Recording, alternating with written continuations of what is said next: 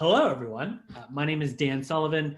I'm the head of partnerships here at Cuseum. And first of all, I just want to say thank you to everyone for joining today. Hopefully you find yourself safe and healthy. And for those who are unfamiliar, at Cuseum, we've launched this Alumni Hour webinar to try to bring the community together and work through some of the unique challenges that we're all facing together. As a company, Cuseum works predominantly in the higher education and arts and culture space to better engage members, alumni, et cetera, using digital tools like digital alumni cards. So super excited to welcome you to this is our first Alumni Hour of 2021. We had a handful of these last year, so we're excited to continue. Quick housekeeping, would love for you to introduce yourself in the chat. Some of the best takeaways from these conversations are coming out of the conversation that's happening in the chat. If you are gonna utilize that little blue box should say panelists and attendees or everyone. Otherwise, it's only just going to come to the panelists. So secondly, if you have a question, you can use the Q&A functionality down at the bottom of the screen. Give a thumbs up to any questions that you like, that you want to hear some answers on, and we will try to incorporate those time permitting. So a previous group of our Alumni Hour panelists had this idea of like creating a shared community document that everyone could exchange best practices and tools, etc. So we're going to send a link to that in the chat in a minute, so you can take a look at that. Feel free to contribute. And we're also going to open up a poll at some point in the next few minutes, just some potential topics that we'd love to know if you want to hear about for Alumni Hour in the subsequent events this year. Take a second, fill that out if you can. And without further ado, let's get on to the webinar. So we are 1 month into 2021. For some, doesn't look as different as we were hoping for, but alumni associations and universities of all different shapes and sizes are kind of in the midst of planning for this upcoming year. So after the challenges that 2020 ushered in and in anticipation of some of these continued uncertainties, at least for the time being, alumni relations and alumni engagement looks a little bit different than it did a year ago. So as alumni professionals and we're preparing for 2021, there's a lot of questions. What are the top priorities for the year ahead? What is the future of virtual events? How do you combat Zoom fatigue when you're continuing to connect with alumni? Have alumni needs and expectations changed? How do we adapt? So we have an awesome panelist today. I'm going to have everyone go around and introduce themselves in a second, but today we've got Michele Camardella from the Senior Associate Director of Alumni Relations at Pace University. We have Jessica Eggimann, the Director of Alumni Relations at Converse College, and Adriana Berndt, the Assistant Director of Alumni Programs at Eastern Washington University. So panelists, thank you so much for being here. We're going to start going around the room with some quick introductions. Tell us a little bit about your role, your team, how your organization is structured, and I'm going to hand the mic to Michele to kick us off. Great. Thanks so much, Dan. I really appreciate being here. Pace University is located in New York City, and we have 2 campuses in the suburbs in Westchester County. We have just over 13,000 students in bachelor's, master's, and doctoral programs, and 155,000 alumni worldwide. We are part of the Development and Alumni Relations team. Prior to the pandemic, my role was to focus on regional events, which we were trying to relaunch that program, and also our signature events of homecoming, reunion, and our holiday party. Post-pandemic, I have worked like everyone else on tweaking those things and making them virtual friendly and coming up with new virtual engagement opportunities. We're a team of 5 in alumni relations, which I've been there for 16 years, and that's the biggest that we've ever been, which has been really exciting for us. Super excited to dig into some of that. Jessica, how about for you? Hi, I'm again so happy to be here. Thanks for having me. So my name is Jessica Eggimann. I'm the Director of Alumni Relations at Converse College, soon to be Converse University as of July 2021. I know we are a traditional undergraduate single gender. As of 2020, we are now co-ed. So we've had some other changes to the campus. In addition to a pandemic, we went co-ed. We're turning into a university. We have about 20,000 undergraduate alumni and hope to grow that. We do have a master's program and a doctoral level institution. We've got one gorgeous campus in Spartanburg, South Carolina, and another extension campus down the road in Greenville, South Carolina. So the alumni office is housed within our institutional advancement. So I am a mighty team of 1 in the alumni relations office at Converse, but I do have a team in institutional advancement. So I work directly with donor relations, philanthropy, and annual fund. So I'm just happy to be here and chat about what's ahead. Incredible. Team of one, that's impressive. Adriana, how about for you? We'd love to hear how you're joining us. Yeah, again, as my colleague said, thank you so much for having me. I am the Assistant Director of Alumni Programs here at Eastern Washington University. We are a co-ed university of a little over 12,000 located in Cheney, Washington, which is about 20 minutes outside of Spokane. And we're Washington State, so I'm on the West Coast right now. And I am part of, obviously, the Office of Alumni Relations, which falls under what we call our University Relations Department. So it's overseen by advancement, but we're combined with our marketing and communications group. So we kind of all collaborate together.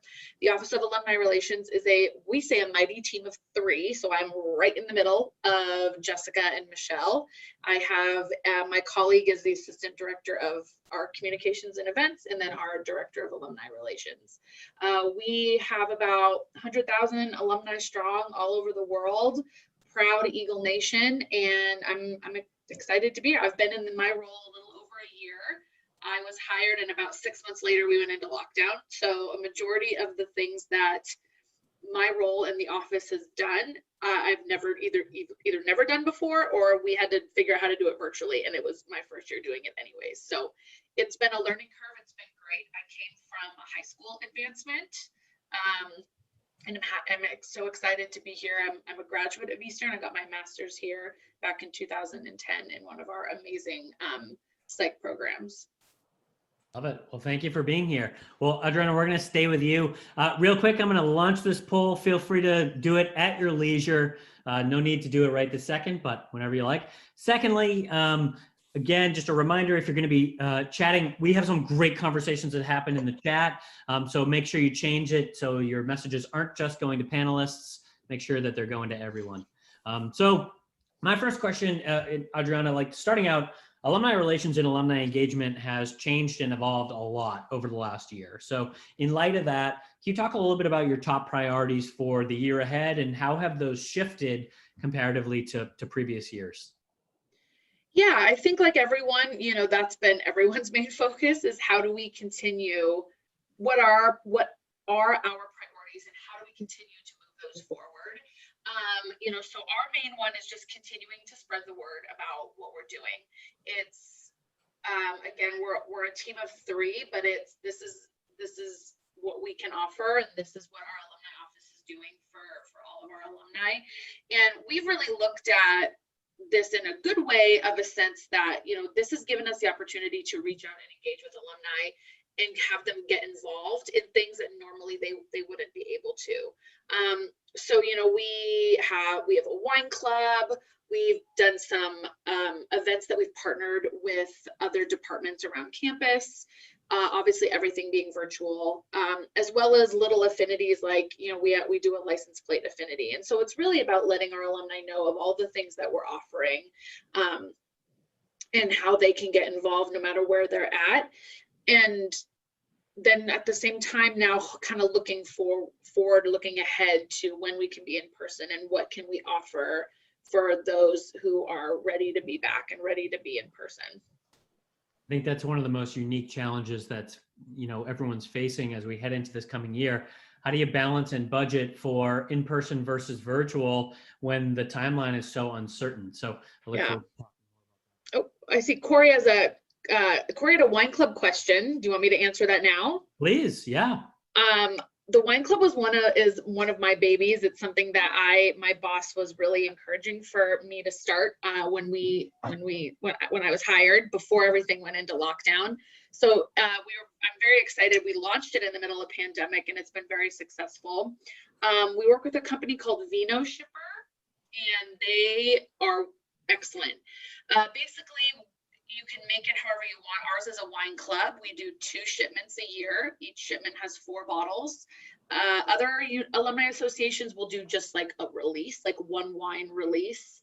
The company is Vino Shipper, VINO, and then the word shipper, just vinoshipper.com. And so we do 2 shipments a year, 4 bottles each. We really focus on each shipment will contain 2 different wineries that are alumni owned or operated in the state of Washington. So we're trying to really focus on our state and highlighting our alumni. My goal at first was 100 memberships.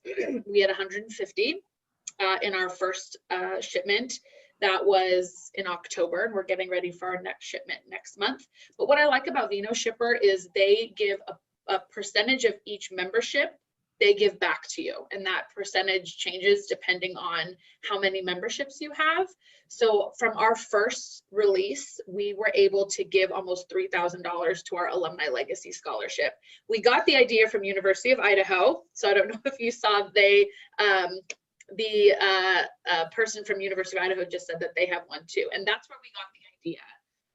Is we saw one of our board members who's also a U of I alum is a part of it, so she kind of brought us the idea as well, and we really love it. So we're at about 160 memberships now for the next release, with obviously Valentine's Day coming up, pushing it, but that's been really exciting. We have members who are able to get their releases in Texas. We have a couple in Arizona. I think we have one in Colorado. So the alumni pay for it with their credit card. Vino Shipper sets up a website. They do everything. Vino Shipper, I do the fun stuff. I get to pick the wines and taste the wines and talk with the wineries. And Vino Shipper, they handle payment, they handle pickup, they handle shipping. I can't talk any more highly about how great it is to work with them. So that's been really, really fun. The cost of the wine depends on what bottles. So if you have 2 bottles, it's however much those are plus shipping and tax. So the price of the wine club will change from month to month, but we kind of try to stay in a range. So that way people will know the bottles are going to be about this much, and then plus shipping and tax. So it's great. Yeah, the Vino Shipper handles everything. They contact the wineries about pickup, they contact the wineries about payment, and they handle all that. Like I said, I literally just kind of get to do all the fun stuff, putting together the information that's shipped with the wines. So I definitely, no cost to the university whatsoever, other than expenses for like making up things that go into some side expenses, marketing, printing, and mailing that stuff to the shipping center so they can package it together. Other than that, no, there's no fee for us to do this. Wow. And do you charge the 150 members, just real quick, do they have to pay a fee? No. Amazing. So what it is we purchase the wines from the wineries at wholesale. So it's like 30 to 50% off basically, but then we charge them retail. So whatever they would pay for that bottle going into that winery. So there's no inflation. But that's how we make the money, is we buy it at wholesale but then we sell it at retail. And it literally is as simple as we just, however much each bottle is, we add it all together, figure out how much shipping is and taxes for each different state. And that's what they pay. And then their card is charged. Like when they sign up, they give their card information, their card is charged. And then when the release is done, we get a direct deposit into our account that we then move to our scholarship. Love it. I'm happy to answer. Yeah, I'll put my email in the chat, or I don't know how that works, Dan, but people feel free to reach out if you have any more questions. Yeah, feel free to throw your email in the chat. Whoever wants to talk further about it can feel free. So yeah, that's been our priority, is letting people know about all of those different programs that can get people involved. Love it. That's awesome. And Jessica, kind of, shifting over as we saw wild year last year, how are your priorities shifting for this coming year comparatively to maybe what it would have been in past years? Sure. So I think I do want to clarify, I think we can all agree that our priorities of alumni engagement will always remain the same. And it's how are we tweaking our outreach and what makes the most sense. And I think similarly, we're reaching across campus, highlighting programs that we can kind of piggyback onto or collaborate with. My priority this year, last year it was hanging on. This year is how do we tweak that, fine tune it, and really nail our message. And is our message still on point? before it was trying to increase engagement physically at these events. We're not there yet. So what can keep them engaged? Prioritizing the budget a little differently next year. So as you mentioned, we don't have a travel budget. I'm not going anywhere.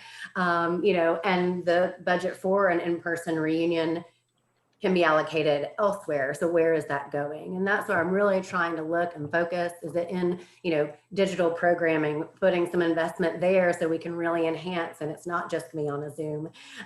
Book clubs, we've struggled with a successful book club, and now we're really trying to put some focus and energy and bring that to the front lines.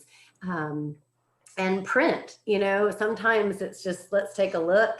Maybe we go a step back. We are so virtual, but can we use some time, energy, and money to really get some good print materials in the hands and take some extra time and allocations for creativity? Where's our brand? Are we on brand? Are we in sync? And what are we putting out there? So I'm kind of looking to a new and creative. We beefed up our alumni newsletter. We're beefing up the magazine, which goes to a broader audience. And then I'm also looking at creating a new piece to get into mailboxes this spring. So awesome. Yeah, no, that's fantastic. And, Michele, from your side, how are your priorities looking for the year ahead? As far as comparatively, you said you've been there for a while, 15 years, I think you said. How have those priorities been different this year than comparatively to last year? As we've all been saying, the silver lining of this for most of us has been virtual programming. We've been able to reach alumni that would never have come back to New York for something, although the large majority of our alumni are in the tri-state area. We've had alumni coming in from Florida and Pennsylvania and California for things, which has been great because those folks were always just left out of what we're doing. As Jessica said, our goals don't change that much. We still want to engage as many people as possible. We want mentors, we want speakers, we want people to make a gift to the annual fund. We need class volunteers to push reunion. All those good things don't change. But for us specifically, we were already in kind of a rebuilding phase because we did finally have a staff. We just launched, my colleague just launched a recent alumni program, which is doing really well. We're looking at our corporate reps program and kind of making changes to that. We had a women in business program that is now being relaunched as an alumni engagement committee. And my director is actually working on starting an alumni association. I started in 2004. I think the federation was dissolved in 1998 or something. So the whole time I've been here, we haven't had an association, and our hope is ultimately to bring everything under that. So our goals, in addition to kind of pivoting and trying to keep on top of all the kind of pandemic related things, is really to get these programs up and running. And I'm also charged with regional programs, which now are, as you said, no travel budget, Jessica. We're going to be doing those virtually, which is great. We have alumni in Texas who we hear from someone every year and they want us to come out there and do an event. We don't have a critical mass of people anywhere in Texas that might merit a visit from the president right now, but we certainly can do a Zoom event with them and highlight them and get them engaged with each other and start a small network there. So we're looking at these new programs and how to really bring out the best in them. And then also how to keep people engaged virtually. And just from July 1st, I've had 300 first-time participants in my virtual programs. And I'm not the only one doing them in my department. So we're reaching a lot of people for the first time, which is great. For sure. And just kind of dovetailing on what you're talking about there, I think with, the last year, COVID has really kind of recentered a lot of institutional priorities around digital transformation and maybe even lit some fires to kind of accelerate that as well. How do you see that playing out in the coming year? And really kind of, how do you capitalize on that digital momentum? Michele, let's kind of stay with you for now. Yeah, we've experimented a lot, and we found some things that really worked well for us. We do a monthly finance series that we normally have between 70 and 80 alumni Zoom in for. We feature alumni speakers for that, but we just did an estate planning one last week or the week before, and we had 190 participants. And they want information, they want to know about their estate plans. They want to be in touch with the speakers. They want our planning booklet. The hope ultimately is that they'll do a planned gift with us, of course, but we're just providing people really good information that they need right now. We have a career services workshop. We've offered a mindfulness thing, a mindfulness seminar. That was a nice mindfulness thing, a mindfulness seminar. So we're really trying to offer like meaningful content. And we'll continue doing that. I just think it's going to depend. At some point, people are going to be back in the office more. So we're changing our times. We're looking, does lunchtime still work? Can we not do a 6 o'clock thing? Does it have to be 7 o'clock? Because people might be traveling now.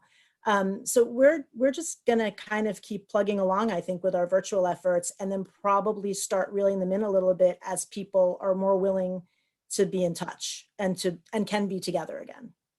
Definitely.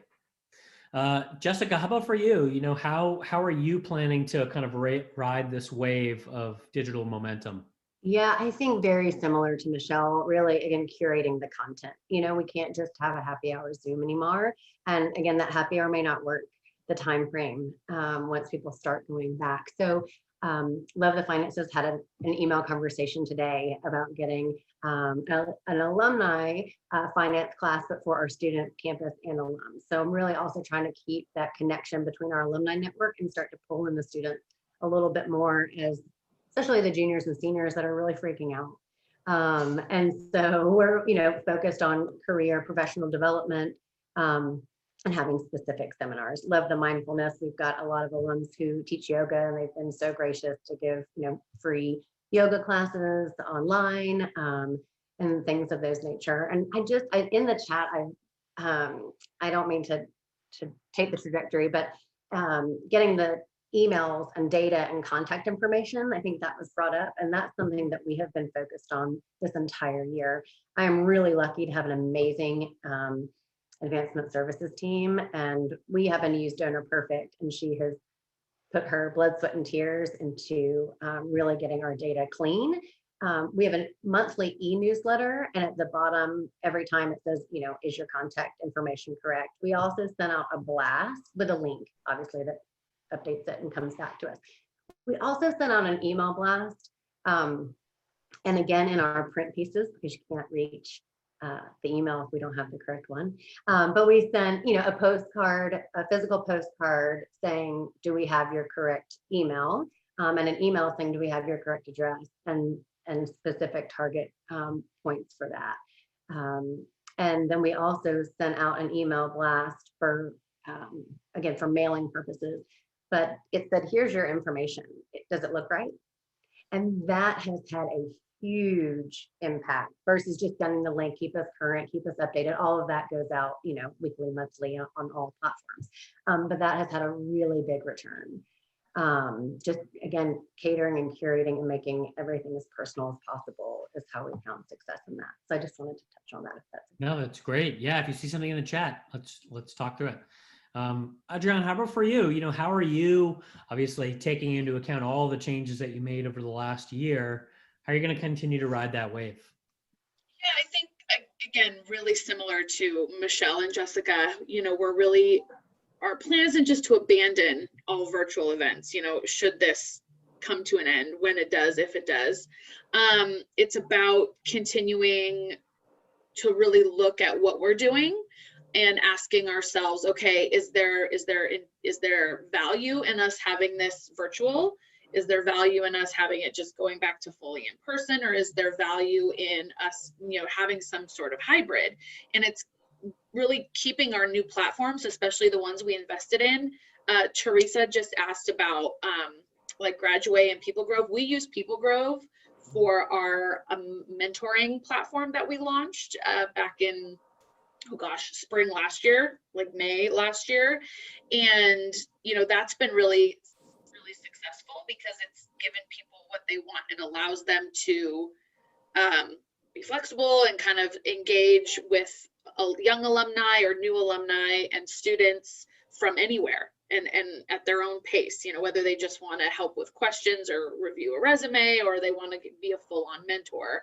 And so we just need to, basically, we're just going to keep doing what we're doing.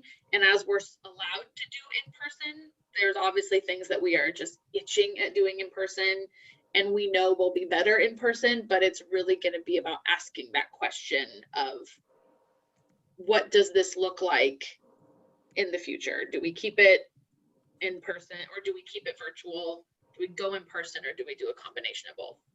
Definitely finding that, again, striking that balance, I think will be probably the most telling thing in the coming year. And actually, that leads to another interesting question. Adriana, staying with you, like, in your opinion, do you think alumni needs and expectations have changed over the last year? And if so, how are you planning to adapt to those changes in the year ahead? Yeah, I think, yes, I think they have changed. I think, we've talked a lot about engaging those alumni who don't live, near us and aren't able to come to us for things. And here we are now able to reach them and able to engage. I think their expectations are going to be that we don't just abandon them, which is understandable. So it's on us to be flexible, like I said, and I think providing choices where people can choose to come to something virtually or not, or they can come to something online or not. Obviously, I think everyone is just really yearning for those in-person things that we love, the homecoming, the games, the galas, the fundraising events, the volunteering. I think people are really, really yearning for that. And I think that's really important, but it really, again, just like I said, really making sure that everything that we plan on doing, that we ask the question of how are we going to be able to meet the needs of our alumni. We're never going to be able to meet everyone's needs, no matter what happens in the future. Back when everything was normal, quote unquote, we still couldn't, but now, we have tried, we've kind of been forced to try things we've never thought we would before, and some of them have really worked. So it's now, I think, going forward, you have to be able to say, you never know until you try. And what's that going to look like? Yeah, and I think one of the interesting things that's happened over the last year is a need to be realistic about what is engagement, what is reasonable engagement, and what should your expectations be of their engagement. Because I think one of the interesting things that hasn't really been discussed a lot is, well, what was their normal behavior pre-pandemic? How many events did they come to? 1, 2, 0, 5? And now all of a sudden, when events are being hosted 3 times a month or twice a month, what's our expectation around virtual engagement, right? Well, obviously they don't have to leave the house, but are we asking them to initiate behavior that was not, previously existing? I think is another interesting consideration that organizations should think through. Yeah, someone just said in the chat about their book club being really successful, and Jessica just said it too. And that's a really good example for us, back, not last November, but the November before, we kind of brought that up in a board meeting, and the board was not for it. They just thought it was silly. But now we're revisiting that discussion because it's another way to get engaged, and it's different. It's not sitting in front of a computer on some sort of, video conference. It's, you can have a discussion board and do it at your own pace, but it still is that engagement and that interaction and that touching. And those are always great ways to get people's info too. I see in the chat, a lot of people are asking about getting people's contact info. And that's so hard because it's such a fluid thing. People are moving, people are changing information. So staying on track of it's hard. But it's really about anytime you connect with a group of alumni, it's trying to get their info. So whether it's a book club or a wine club or a finance webinar or whatever, it's always about, that has to always be a question that when you touch those people is do we have your info? Absolutely. Yeah. And then what's the action to follow up to after? Jessica, kind of, just taking a step back, do you think that alumni needs and expectations of your, constituency have changed, and how are you planning to address that this year? Yes. I think their needs have changed in the fact that they've realized that we can be a resource for connection. So, this year, a lot of people, at least I have found, they felt a little alone and they felt disconnected, and, we're not able to reconnect. And some of our alums, now we're a very small but mighty network. And they look forward to our annual events every year. And then you take that away and you try to recreate it virtually, and there's just something about the human connection. So I feel like their needs for connecting have increased. But I find it interesting, you mentioned what were their behaviors before, and the ones who are screaming for more events, some of them, were annual attendees, and some of them didn't do anything. So we actually, and again, now we do West Coast, East Coast, doesn't matter. International, fine. And so we have, tried to reach out to more people and our chapters. I don't know if everybody has chapters. We've on again, off again for ages, but our alumni board has really put the focus back. When we've, refocused on our local communities, set up 2 more a little further out, one in Texas. I think we're almost there in Chicago. And so that they have not only the Converse community, but a local community as well. If they can meet, email, and kind of take the responsibility and put it back on them. And we've found some success for that. We also, in getting a little creative, some of the chapters started we're Converse, again, we were all women, so Connie was an affectionate term used. They started a secret Connie initiative. And so even during the pandemic, we partnered them up, we got their information and their likes and their organizations and all that we could, and matched them with somebody in their community so that they just had a little secret pen pal. If they felt comfortable leaving a gift, they could. If they wanted to send an e-gift card, also drove them to our bookstore. So, and we would provide gifts, and merch and all the branding if requested. But that was a fun way, I think, for us to kind of look ahead and say, is this going to work? Is this something we can keep going? And kind of put it back on them, and just to cast a wider net, because what is engagement if they don't respond? Yeah, exactly. And seeing, one person, Hardy, has 825 registered folks in their book club. That's incredible. Yeah. So, Michele, how about for you? Do you think, obviously, from a geographic perspective, maybe, or, from an engagement perspective, maybe, how are the expectations changing, if at all, for your constituency? How are you planning to address that? Yeah, I think it's funny because we have a group when we had in-person events that we would call the regulars, and they came to everything we had. We all have them, right? They come to every reunion, whether or not it's the reunion or the holiday party, all that good stuff. And I'm finding that we have that with our virtual events in some cases. It's different people, but they're new people. Like we did a cooking series with our caterers back in April. That was the first thing we launched. And those people came weekly for 6 weeks, and then we stopped that, but they've come back for other things. I have people who haven't missed a finance series event, even though we talk about everything from estate plans to basic budgeting to exciting year-end tax tips. And I like to say that exciting was the key word about that one. But we've had really great participation in those. We have some folks who go to every career services workshop that we offer. So we've picked up regulars in different ways. I think what's been really interesting is the number of alumni who are kind of pivoting themselves, and they're putting themselves out there to us saying, hey, I saw that you did this with this alum. I can do the same thing. I'd like to tell my story. I'd like to share my story with your students and be inspirational. We just had an alumna 2 weeks ago talk about Ready, Set, Reinvent. And it's how she has pivoted from corporate life to being a kind of a freelance person to being a financial consultant. And that actually appeals to students and to alumni of all ages. I was really impressed with the variety in the audience, because a lot of people are looking at, what if my office doesn't reopen? Or what if I don't want to always work from home? What if I only want to work from home and I'm not given that option? So we've had a lot of really interesting people kind of come forward that we haven't heard from before, or people that we were engaged with previously, but hadn't heard from in a while for some reason.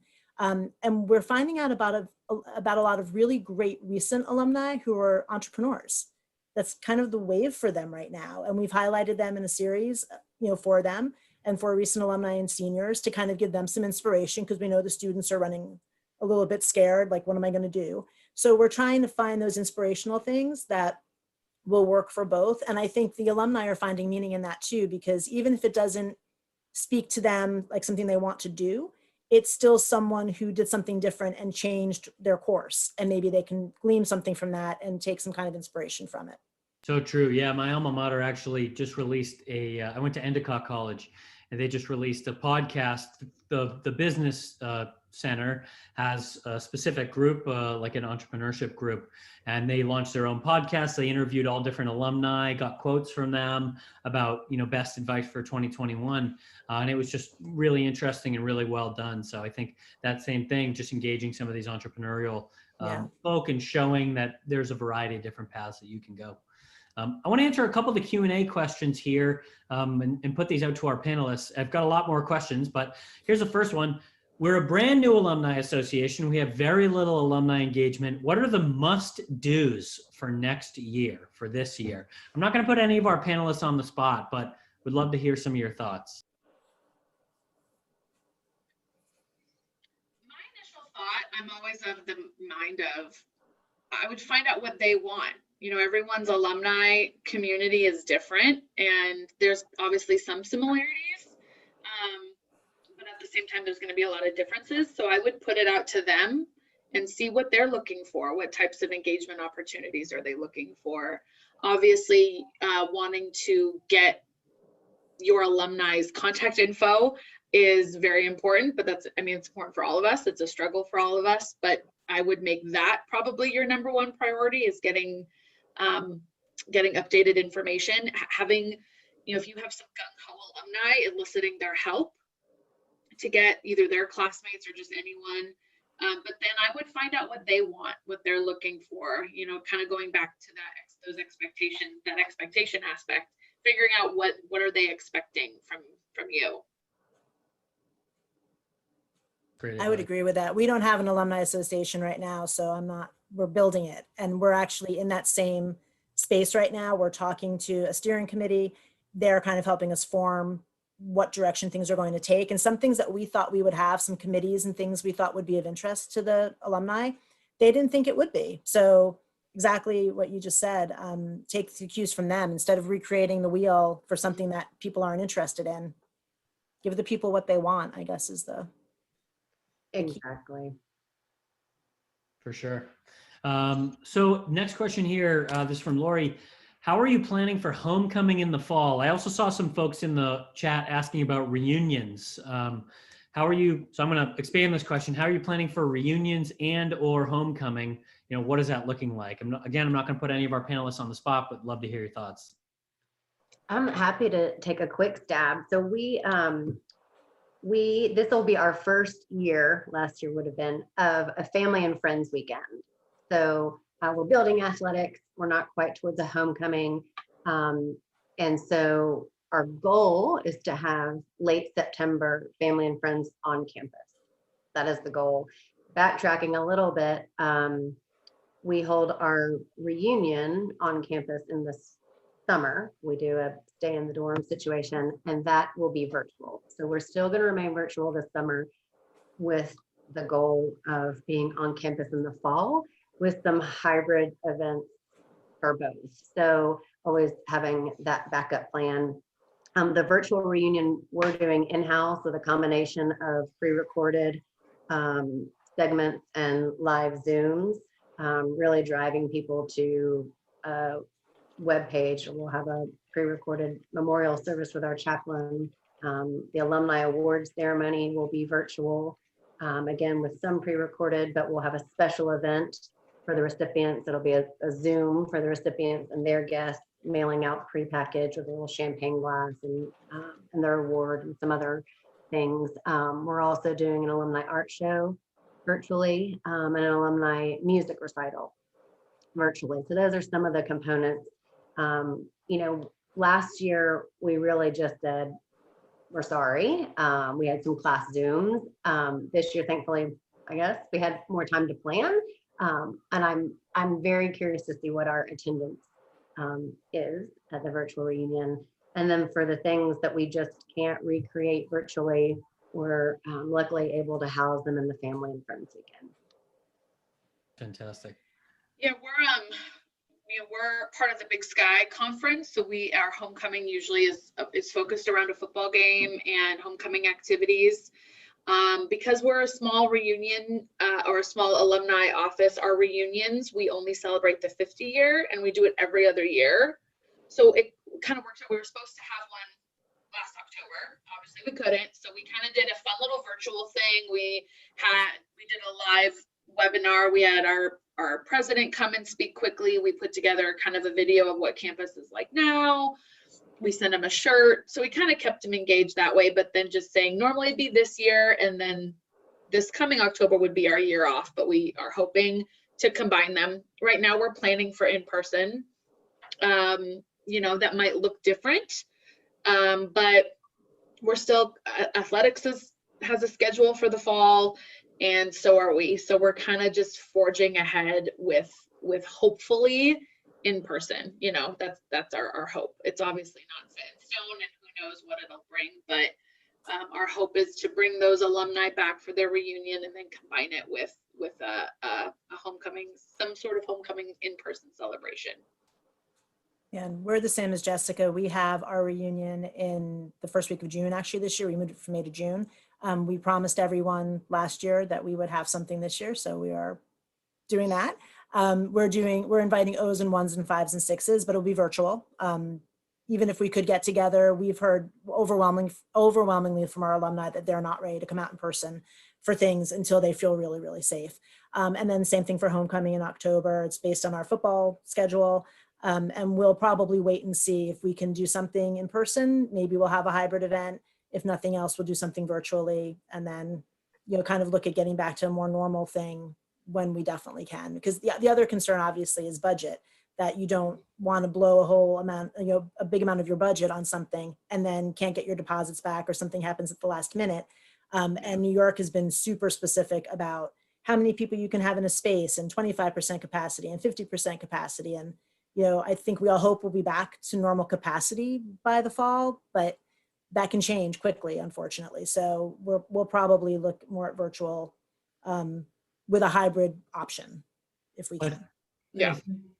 Yeah. And Adriana, you want to throw anything else in there? Oh no, I was going to say, you know, yeah, it's that obviously nothing's going to be required. And I think especially reunion is something that question of, is a hybrid version applicable to this? And our view is that yes, you know, so how do we honor those who aren't comfortable coming out? But you know, if we are allowed to gather in person, how do we also understand that there are people who would rather do that? So it's because Washington too is very, you know, we're at 25% capacity and all that fun stuff now. So we are we're hoping to do something, but yeah, it's a matter of it's hard when you have to. Our alumni awards was postponed last year. This year we decided to go virtual because it's the end of April. We didn't want to put it out another year, but we have a deposit on the place. So do we push that? So all those things can make it really messy, but you know, it's hard to know, but we're just hoping. Definitely. No, it's definitely. And I think that segues nicely into, well, let's talk about virtual events for a second. So we saw obviously this explosion last year of virtual events, from very, very few, if any at all, to zillions. So when we actually polled another Alumni Hour audience, almost all of them reported that they had begun or increased their number of virtual events from 2020. And time again, we talked about one of the biggest silver linings of COVID being reaching those new audiences virtually. So are you continuing with those virtual events this year? And we talked a little bit about that already, but maybe more specifically, with what kind of frequency are you going to be doing that? And how are you going to plan ahead, knowing, well, at a certain point, we're probably going to switch back to in-person?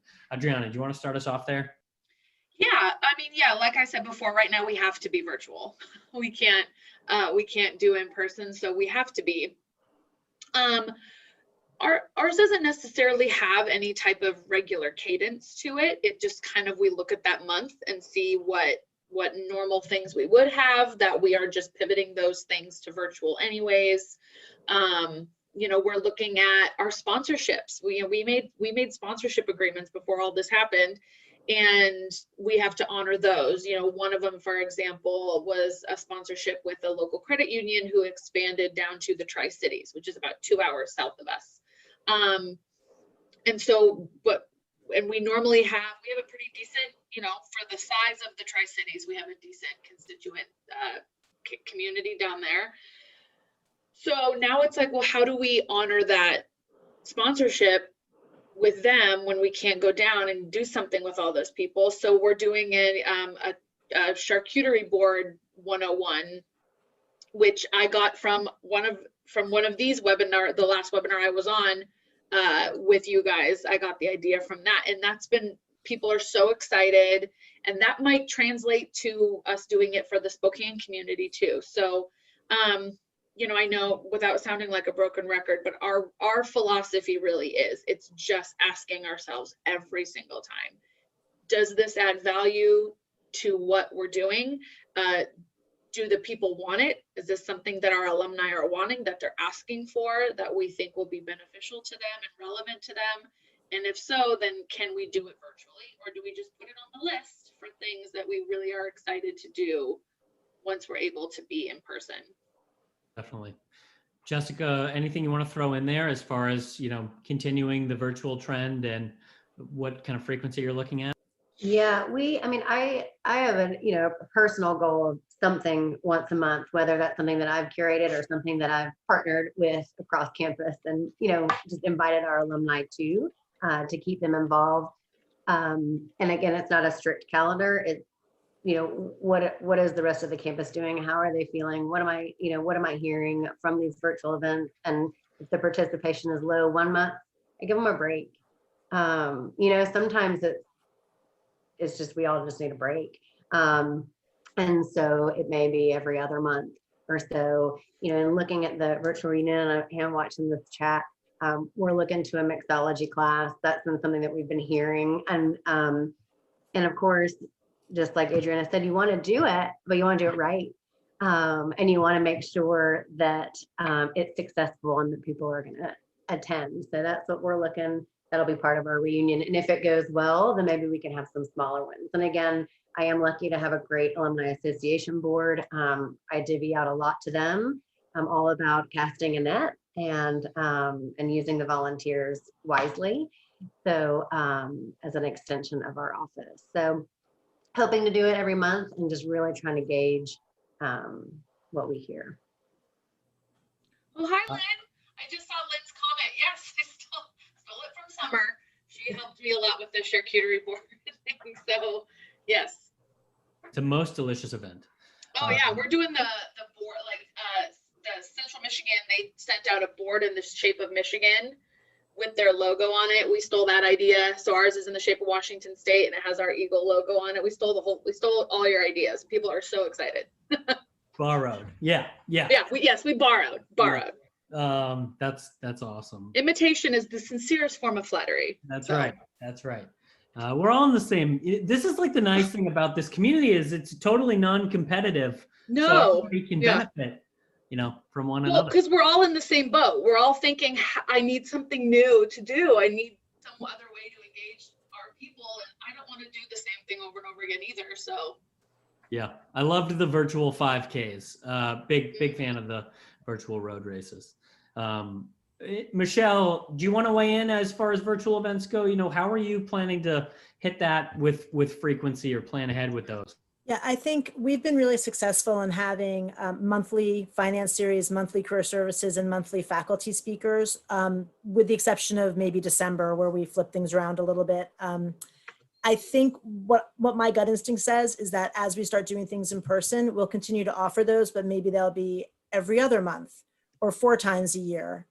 Or if it's something that we're doing in person, and if it's something we can pivot to in person, and maybe that we're having a faculty lecture where he or she can Zoom live from their platform in their classroom, we can do it that way rather than it being, from their living room or wherever they are, but maybe some of our alumni could be there as well. So we're not saying no to anything, and we're open to everything like everybody else is, and we're kind of winging it like everybody else is.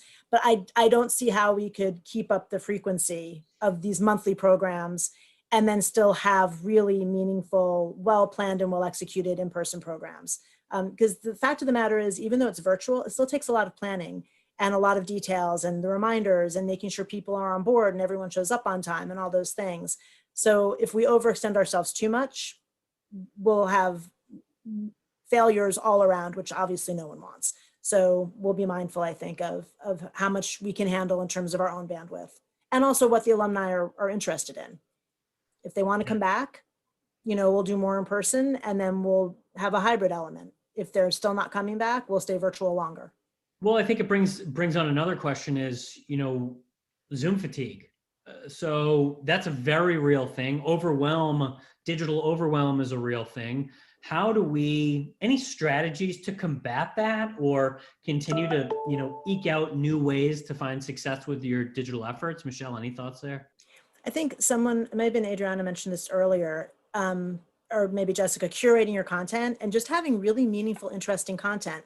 If it's not interesting and meaningful, people aren't going to make the time for it. We have not done very many just social things. We did try a few just social happy hours in the beginning for our regional events, and we didn't get a great response. Part of it was bad timing because one of them was held the same night as the primaries in one state, and the volunteers didn't tell me that, so that didn't go as well. But for our regional relaunch now, we're working with alumni in those areas to talk about what's important to them, or to at least know that they can reach out to their network and get people to come. Because if it's me figuring out what people in Northern California want, I'm a born and bred New Yorker. I've lived here my whole life. I don't know what people in Northern California are interested in. I need my alumni to tell me that.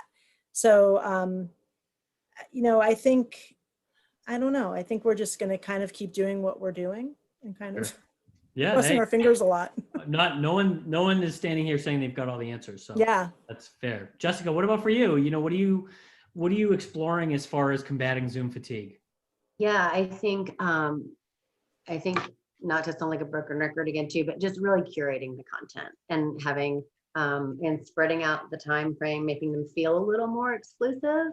And I don't like to use that word because we are a very inclusive campus, but we found a challenge of striking the balance of providing so many opportunities that they could go whenever they wanted, to I'll get the next one, I'll get the next one, I'll get the next one. And so I think making sure that they're dynamic, that our staff aren't drained, and that they're well executed, and that again, that they're what they want. So I am contemplating maybe in some of these publications too, and spreading out how we reach out. You can't only email, you can't only social media, you can't only LinkedIn, but really saying, just a touch point. We're in 21. What do we want from it? What do you need from it? Like, where are you?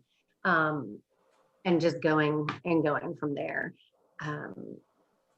Totally. Otherwise, we'll just all sink together. For sure. And I think that being agile mentality is so important in being, iterative and just kind of playing things by ear in some ways. Adriana, how about for you? How are you fighting the Zoom fatigue? It's the struggle, again, trying to find fun, unique events that people haven't seen or done before. We try to look at, normally when we get those, we've all gotten those emails from a company reaching out about their platform or whatever. We now don't shut them down quite as quickly. We wait to kind of see what their platform has to offer. We use a company called StreamYard, and we really liked because it can link and stream live via Facebook, but we can add graphics and questions, and you can have multiple people on the screens. And we kind of feel that sometimes if it just looks different, it's like, oh, another Zoom, where if it looks different, people might be more engaged. We tried a platform called Meetaway, which is like a virtual kind of network, like speed networking, where you can set different time limits, and you can add tags so that people can only reach out to people who work in certain industries. Or if you want it completely random, you don't do any tags, and once you're in, it does the switching for you. It randomly selects you to talk with someone. So we tried that. Our Young Professionals Network normally hosts an in-person speed networking event. Obviously, we couldn't do that this year, so that was our attempt to try something different for that. I saw someone conversation about attrition, and that was a really good example of, we had about 50 people sign up for it, and pretty much all of the students who signed up didn't attend. So it was a lot of us like my first connection was with a colleague of mine here on campus who I talk to weekly. So obviously I didn't need to do that, but we liked the platform. It was, once you got in, it worked itself, which was really, really nice. So we were trying to offer not only different things that people haven't seen, but also maybe just this is a different system. It's a different platform. We'd love, we're trying it out. We hope that people attend and want to just see what a different platform and a different system might look like. Definitely. Let's try to jump into at least one of these questions in the Q&A before we wrap up. So any ideas on engaging parents and students virtually for Parent and Family Weekend in April? We're trying to do some events for our fall weekend. They weren't particularly well attended. Any ideas on engaging parents? We're inviting parents to our events for the most part. The only thing we're really not encouraging students to come to are our regional events, which are much more for alumni in those areas to get to know each other.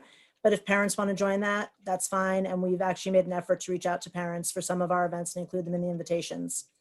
So I think maybe a faculty lecture or something.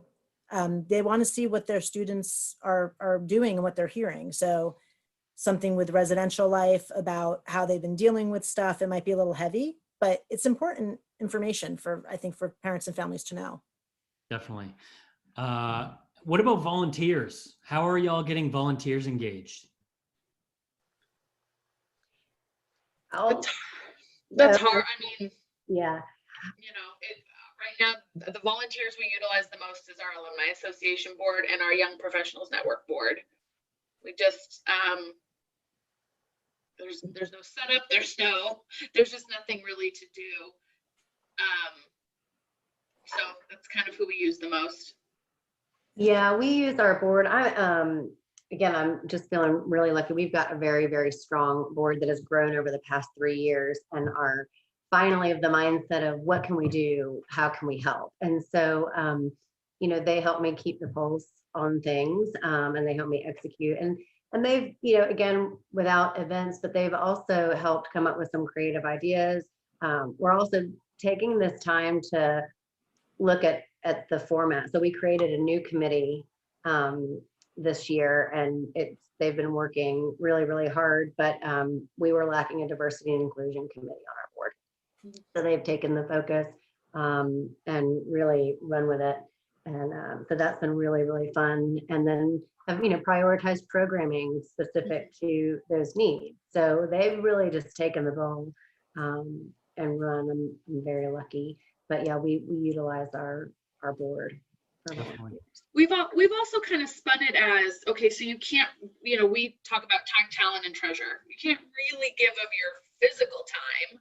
So, that's when we talk about giving back by joining our Eagle Career Network, be a mentor to someone. And again, that can be something as small as, just answering questions or checking a resume to a full-blown mentoring relationship. We also push the wine club. You're giving back to student scholarships by getting the wine club for yourself. You can get it as a one-time gift for someone. If they just want to do it once and then they can cancel it. We've had a couple people do that. So we're trying to talk about, giving back in that sense until, that age old, until we can meet again, until we can gather in person again. Here are different ways that you can still give back to the university. So we're in the process of growing so many of our programs that we're using this time to really do research and talk to our fundraising colleagues about what alumni do you know that would be interested in doing this and finding really meaningful placements for them.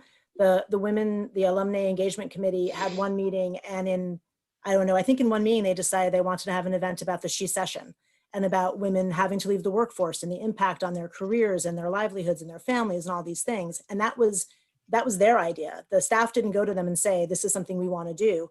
In one or two conversations, they had that idea come up. And then for someone like me who's dealing with regional now, I'm dealing with these alumni in Texas and Northern California and letting them really be on the ground floor. We used to be very much handholders where we would do everything for you and we'll come up with every idea. And ultimately, as a volunteer, then you have no stake in what's going on. You just kind of show up and say hi and wave, and you're not even handing out a name tag.